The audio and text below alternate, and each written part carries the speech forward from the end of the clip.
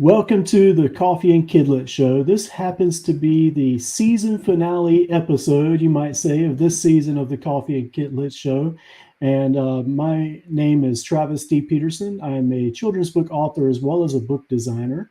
And I've been using this show to really get the behind the story of children's books and interviewing different authors who have either self-published or traditionally published their children's books, and just really had some really great conversations. And Teydon Rae is joining me today for the second time this season. It's good to have her on the show again. And Teydon, thanks for joining me.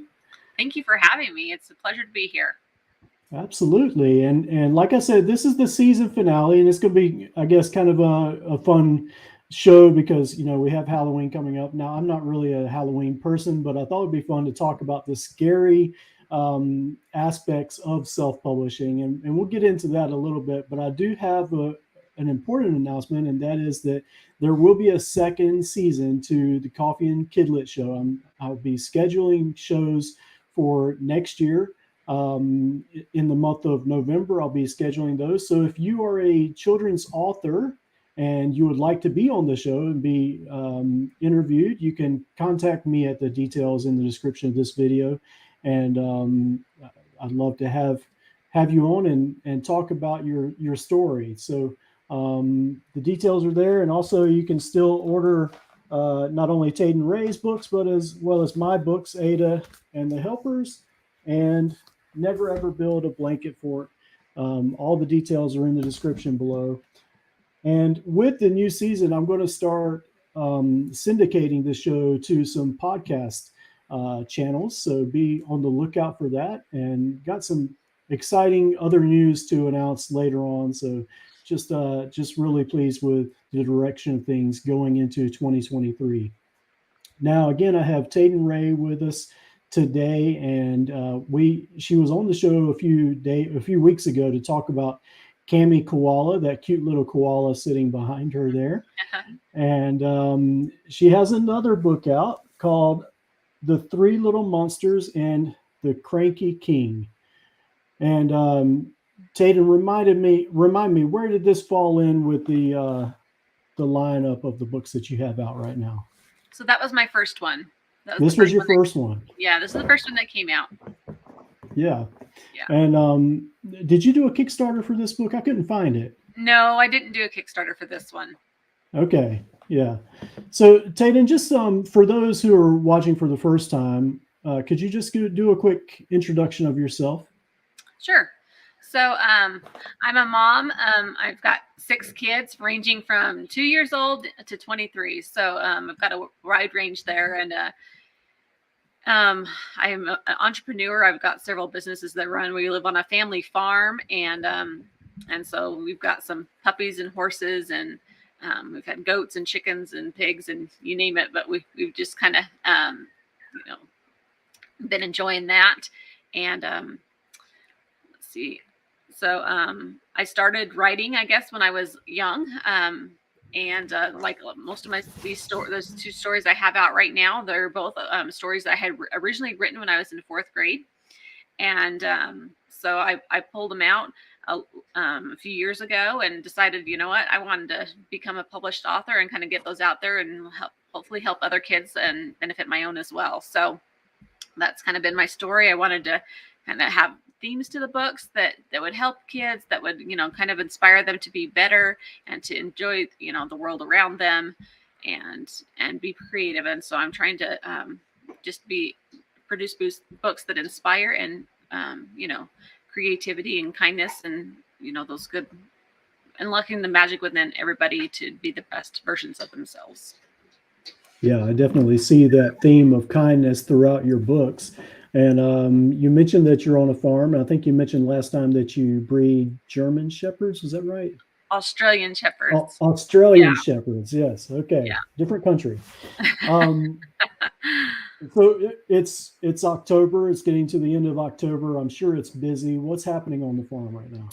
So we had a litter of puppies about a month ago, and so we're enjoying the puppies and finding homes for them. So that's been a lot of fun.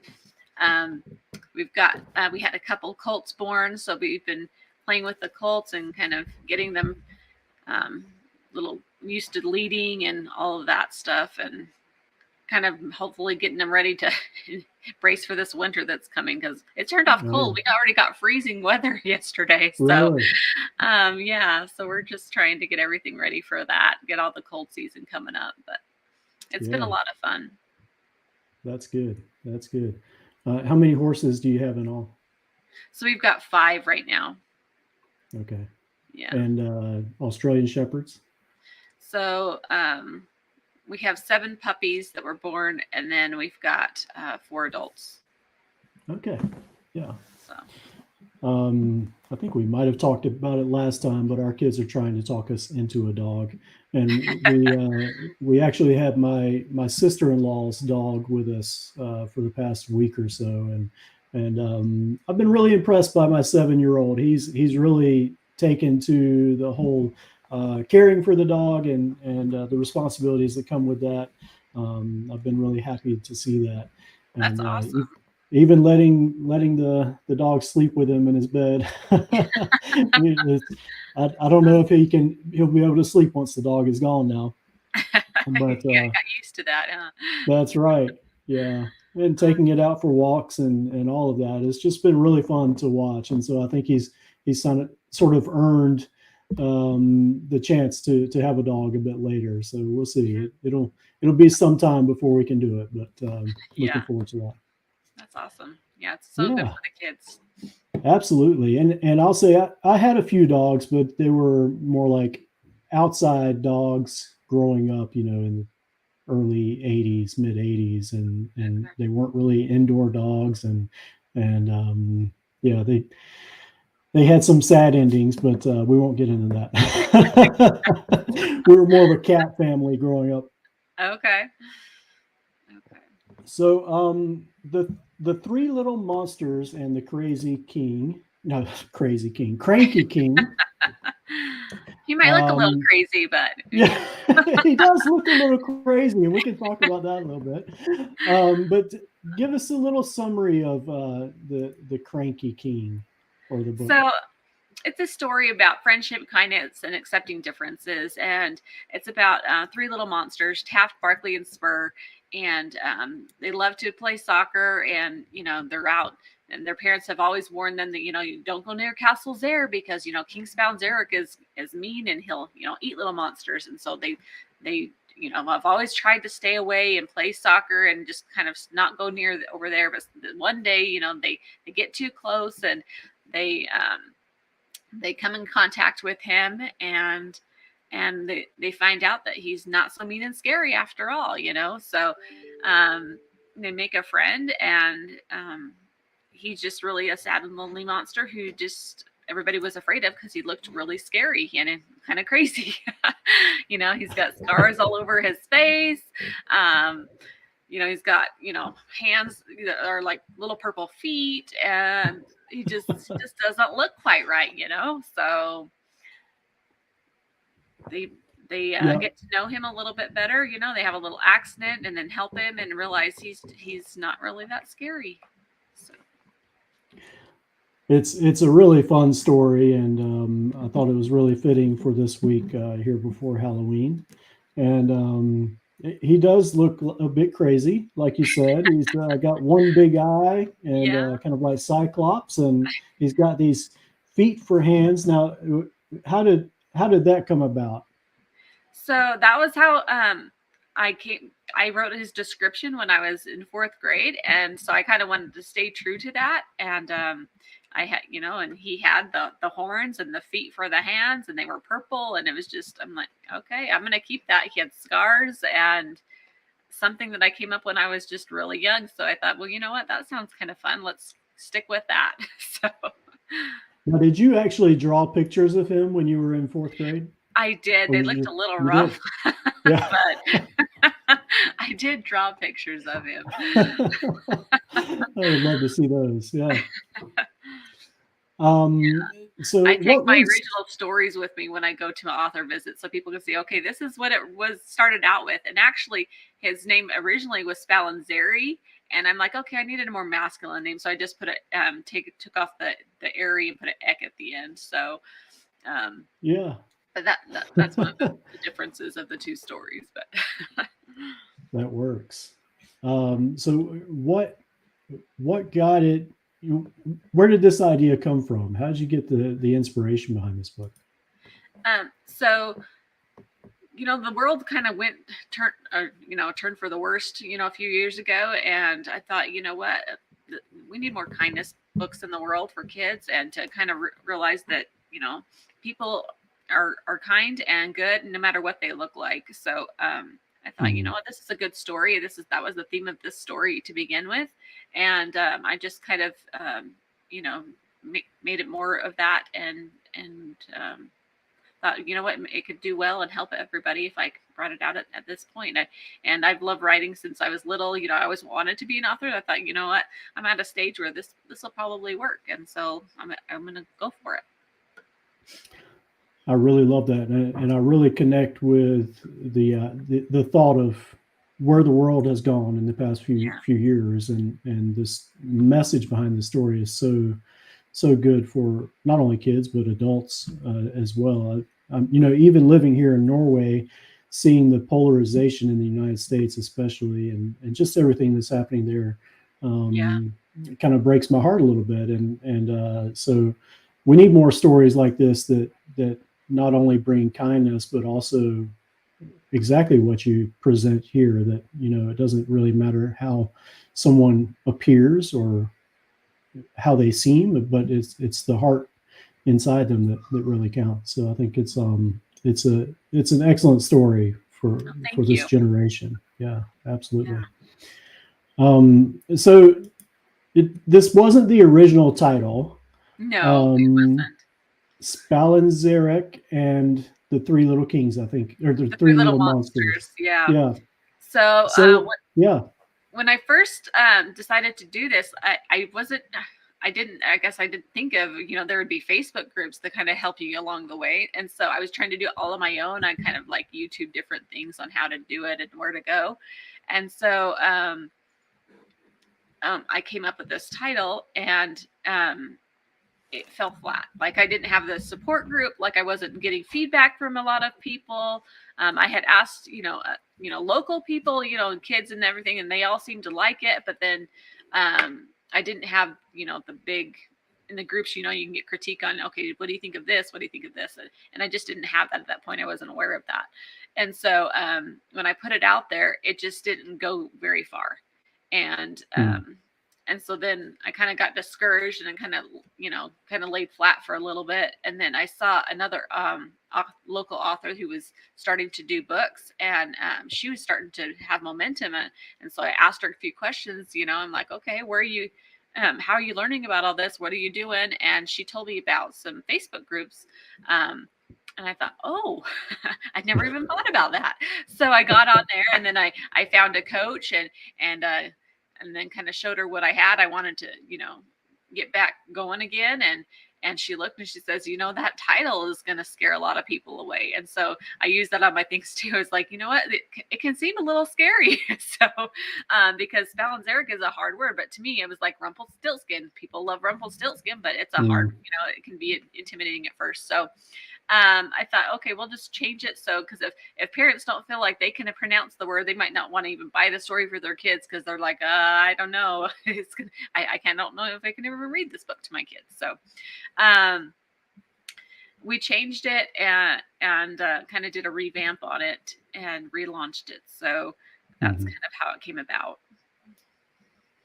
Yeah, I guess with Rumpelstiltskin, it came out so long ago at a time when, so few stories may have been published at the time. And so it was a little easier to get the ball rolling with such a difficult name. But here in this time, you're competing with all of these other titles that are much easier to understand. Right. Like I said, so by changing the name, did you change anything else in the story or in the book itself when you did that? No, everything else is the same. The only thing we changed is the cover and the title. And the cover is pretty similar. It's just there's a few differences. But it's pretty similar. So I can show you both of them right here. Yeah. Let's see, where's my So I don't know if you can see. So Oops. here's the first one. And then here's, the second one. So, yeah. So they're similar, but. Now, have you seen a change in sales and how it's been going since you made that transition?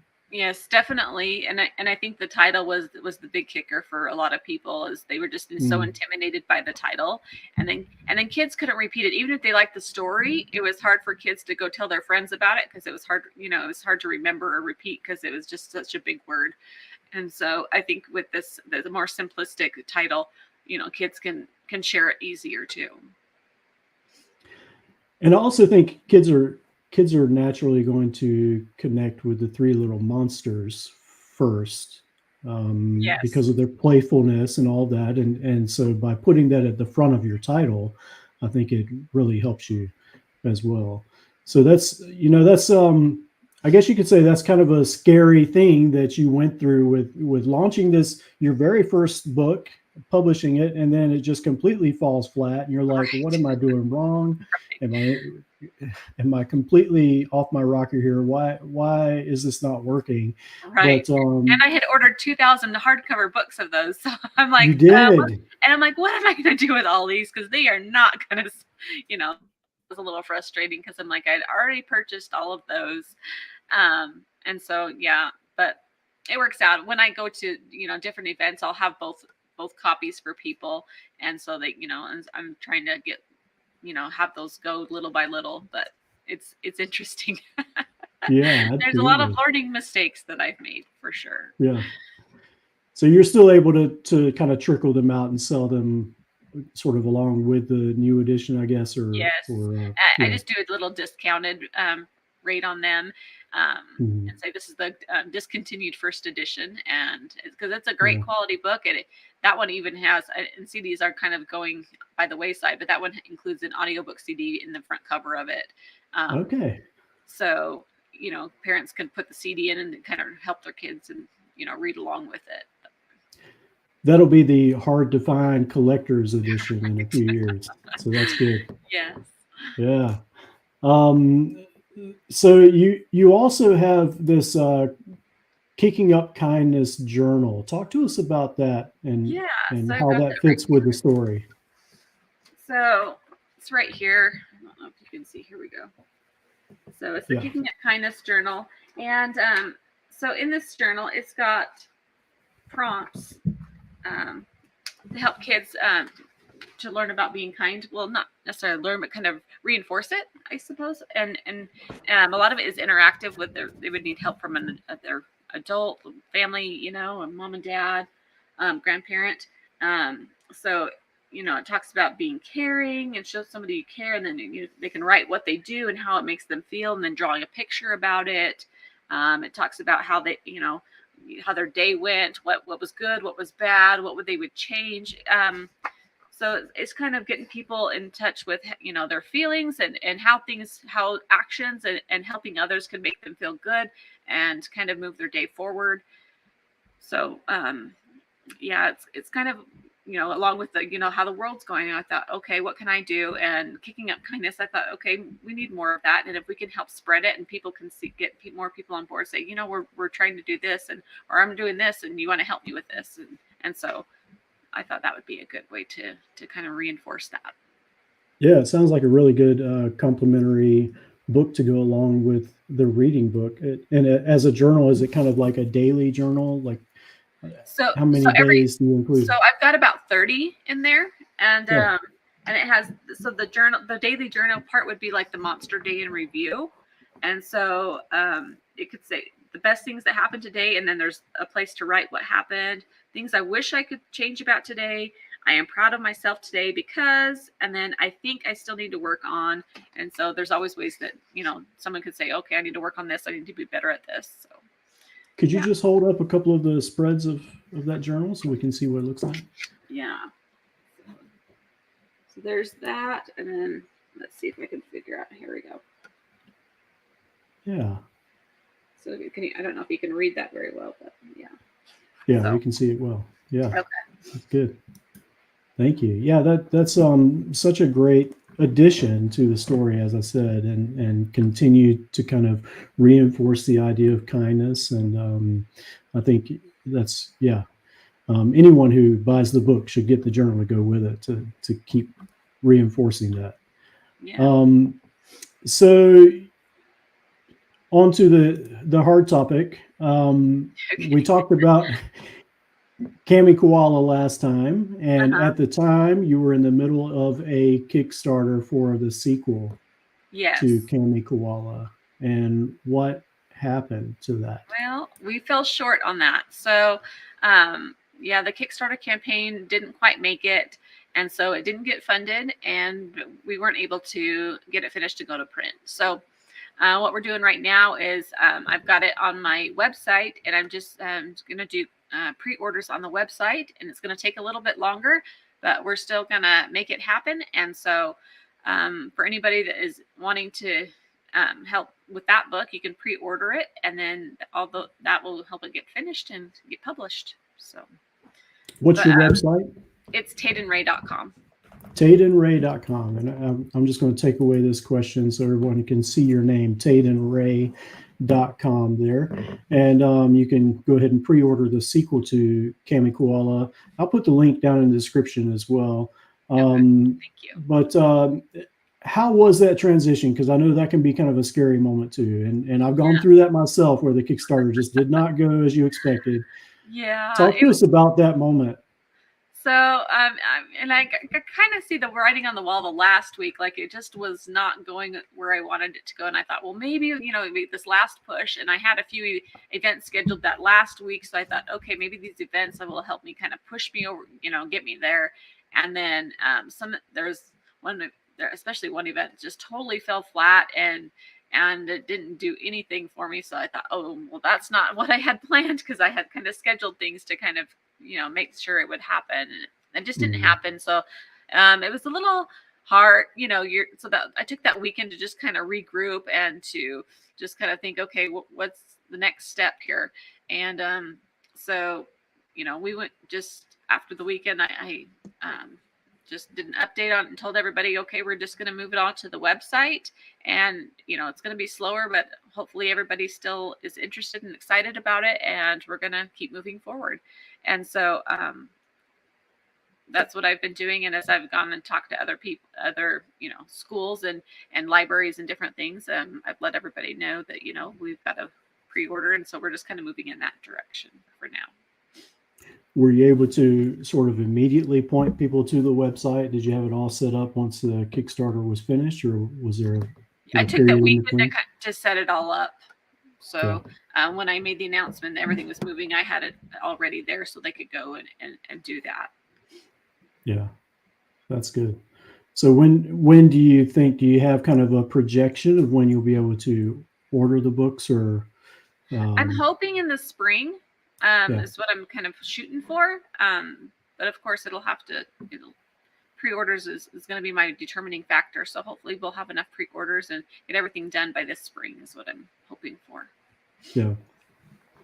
I guess, kind of the point of this show is that self-publishing is not a guaranteed thing. There are speed bumps that come in the way. And we talked about a couple today. You had the challenge of the title that really didn't go as you expected, but as you sort of kind of examined that and changed the title, and things got much better, you started getting sales with the new title, and then also with this Kickstarter that didn't go as planned, but you've been able to adjust and switch to your own website and begin collecting pre-orders. There are things that come up in self-publishing, and I think authors need to be ready for those. And there's extra expenses with children's books that first-time authors may not realize.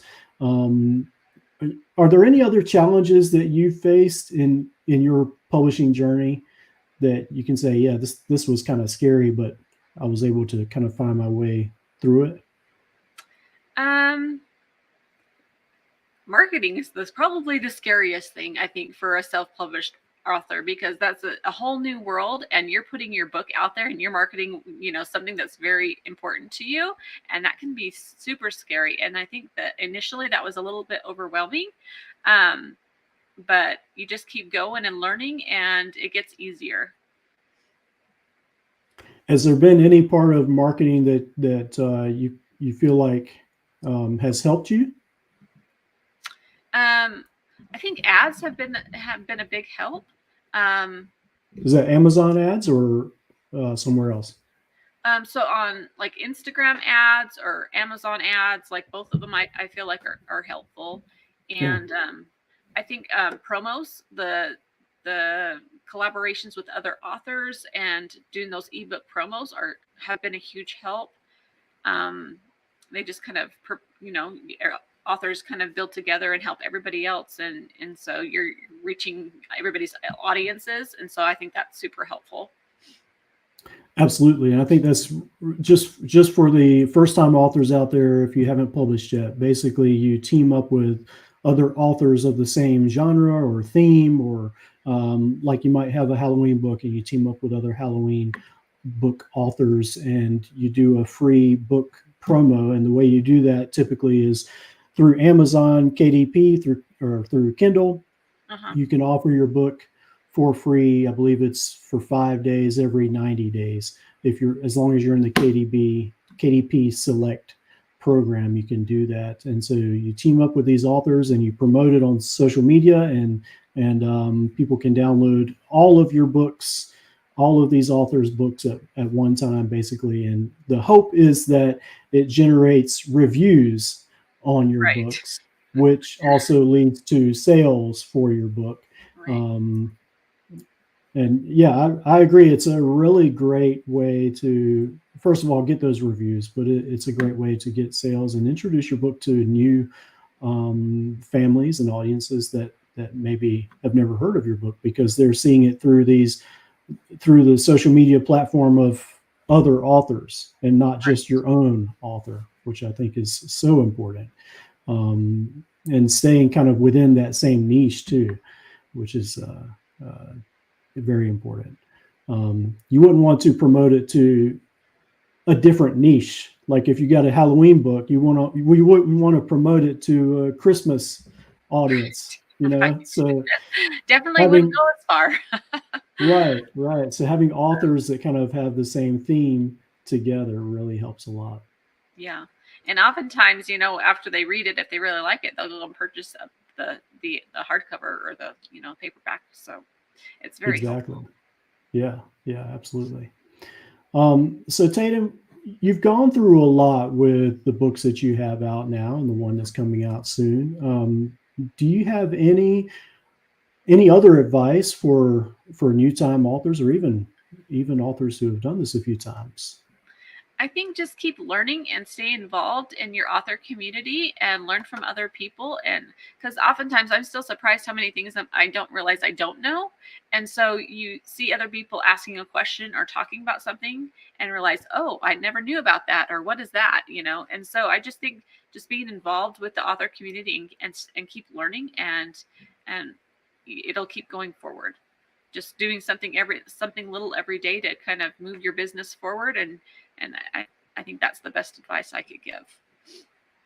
Absolutely, and you kind of hinted on that earlier in the episode, that community, that first of all, that local author that pointed you to the community that you weren't even aware of, right.